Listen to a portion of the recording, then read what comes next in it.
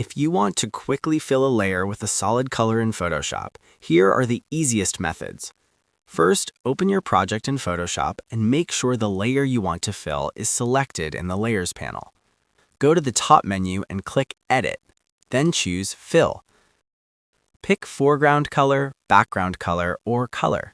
Click OK and the layer is instantly filled. Method 2. Fill a new layer with color. Click the New Layer icon. Next, choose Solid Color.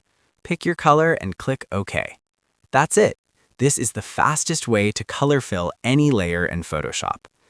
If this tutorial helped you out, make sure to like and subscribe for more helpful guides.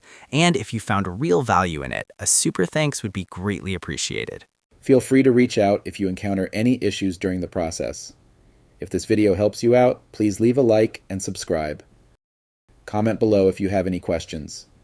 If you need further assistance, consider hiring a professional using the link in this video below.